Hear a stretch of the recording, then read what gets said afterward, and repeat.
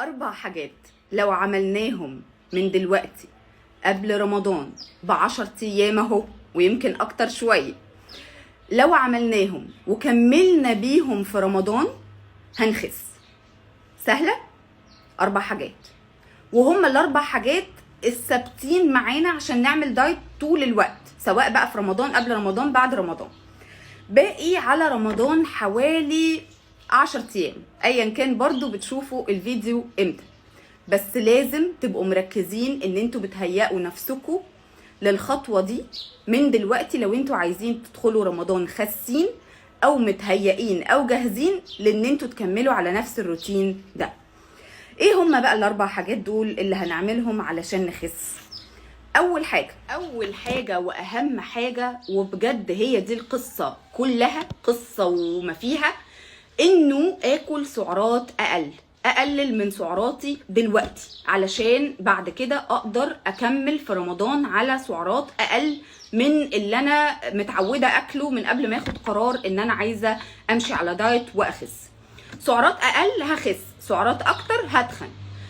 طبعا كلمة سعرات قليلة دي تحتوي على الكثير والكثير من التفاصيل والقدرات والشطارة والتبديل والتفاصيل، كل الحاجات اللي بنقولها عن الدايت كلها في قصة السعرات. احنا كده كده جسمنا بيحرق عمال على بطال، وانتي قاعدة كده جسمك بيحرق بقى عشان الأجهزة اللي جوه دي شغالة، فمحتاجة انها تشتغل ومحتاجه طاقه، فهي اوريدي بتحرق وانتي قاعده ما بتعمليش اي حاجه. فلو ادينا جسمنا سعرات اقل من اللي احنا متعودين نديهوله هيخس، حتى لو احنا بنتحرك قليل، حتى لو احنا حركتنا قليله. عشان في ناس كتيره جدا بتبعت تقولي انه الحركه صعبه او عندي مشاكل في رجلي او فاعمل ايه؟ انت كده كده جسمك بيحرق، ربنا خلقنا واحنا نايمين بنحرق واحنا صاحيين بنحرق. التنفس ده لوحده اكبر حاجه بتحرق. يعني لو انت الدهون بتاعتنا دي عايزين تعرفوا هي بتطلع من خلال ايه، بتطلع من خلال العرق، بتطلع من خلال البول، بتطلع من خلال التنفس، هو اكبر حاجه بتحرق الدهون. فلو اتنفسنا صح وملينا بطننا كده بالنفس وطلعناه تاني، احنا هنحرق اكتر واكتر واكتر من الدهون المتخزنه. تمام؟ فالسعرات القليله احنا اتكلمنا كتير قوي ازاي نقلل سعراتنا، فندخل على النقطه اللي بعدها وهي مهمه جدا ومرتبطه بالسعرات الاقل. احنا اتفقنا ان احنا لو سعراتنا قليله كده كده هنخس، اكلنا قليل او شلنا حوالي 30% من اللي احنا متعودين ناكله هنخس. تمام؟ ونتعود بقى على القصه دي علشان لما ندخل رمضان نحاول كمان ان احنا ما ندبش قوي على الفطار، ما ندبش قوي في الحلويات. النقطه اللي بعدها بقى، لو انا ما عنديش مشكله في الحركه، عادي جدا انا محتاجه ان انا اتحرك اكتر شويه، حركه ازيد، يبقى سعرات اقل، حركه ازيد. هتحرك باي طريقه، هقف اكتر، هطلع سلم، هروح لحد المطبخ 2 3 مرات، هلف حوالين السفرة، هنزل حوالين البيت، هلف في الميدان، هتحرك. اي حركة، اي نوع من الحركة الزيادة هيساهم في حرق السعرات وفي حرق الدهون المتخزنة عندي من قبل كده. حلو. النقطة الثالثة والمهمة جدا، وهي حاجتين مرتبطين بالحاجتين اللي فاتوا، هي الياف اكتر، ميه اكتر. الياف اكتر، ميه اكتر. اشرب ميه ازيد، ميه بقى بليمون، ميه بكرفس، ميه ببقدونس تنزل لي الميه تساعد على الحرق، ميه بكمون وليمون، ميه اي حاجه، اي ميه. الشاي بيعتبر ميه بس طبعا ناخد بالنا من السكر.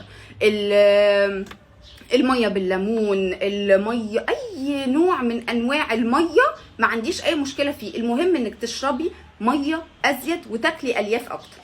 طيب الالياف دي ايه لازمتها؟ الالياف دي حاجات كتيره قوي بقى. الالياف دي اللي هي السلطه يعني مثلا والخضار وكده. طيب ايه لازمته؟ ليه يعني؟ اشمعنى؟ لما بنبتدي مثلا بطبق السلطه، اولا هو بيسد معانا، بيخليني ما اكلش اكتر من النشويات، وبيخليني اكل البروتين بعد. المفروض ان انا اكل السلطه بروتين، اخر حاجه خالص النشويات. حلو؟ علشان لو ابتديت بالنشويات سكر الدم هيعلى، فهيخليني اكل اكتر ويبقى في نهم اكتر وهيخزن دهون اكتر. فانا لازم اكل السلطه الاول وتملى معايا، فتخليني ايه باكل قليل قوي في اللي جاي. المعده بتبذل مجهود كبير جدا وهي بتهضم الالياف دي والخضار ده، فبالتالي هي بتبذل مجهود اكتر، فبالتالي انا بحرق اكتر. هي بتبذل اكتر، ما هو انا لما بمشي وقلبي بيدق اكتر ايه اللي بيحصل؟ بحرق سعرات.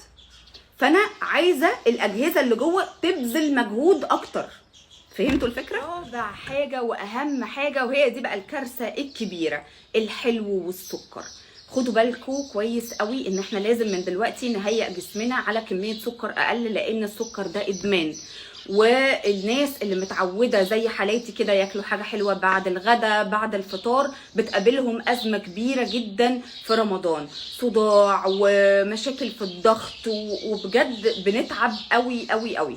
فمحتاجين ان احنا نقلل من دلوقتي كميه السكر اللي احنا بناخدها، ونبدل السكريات اللي العاليه قوي بسكريات كويسه ومعقوله وصحيه، زي التمر، زي معلقه عسل، زي شوكولاته دارك، مكعب شوكولاته حتى عاديه بس مكعب واحد.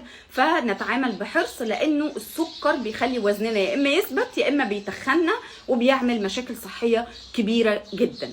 فلازم نتعامل بحرص الفترة دي مع السكر. فلو عايزين تعرفوا احنا ليه بنتخن في رمضان، بصوا على الاربع نقط اللي احنا اتكلمنا فيهم دول، وهتلاقوا ان احنا بنعمل عكسهم بالظبط. زيادة بقى عليهم ايه كمان؟ قلة النوم.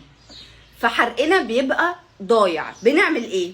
سعرات اكتر، حركة اقل، مية مفيش، الياف تقريبا مش موجوده. طبق السلطه محدش بيجي جنبه على الفطار، كله بيدخل على السمبوسه والحاجات والنشويات وكده، وبننسى خالص طبق السلطه. فبالتالي انا بس عايزه اخليكم تبصوا على الحاجات دي وتعرفوا احنا ليه بنتخن في رمضان وليه ما بنخسش، مع كمان ان احنا نومنا ما بيبقاش مظبوط، فعشان كده حرقنا بيبقى في الارض. ناخد بالنا الفتره دي عشان ندخل رمضان مستعدين، ونحاول ان احنا نخرج من رمضان على الاقل الدنيا معانا نص نص.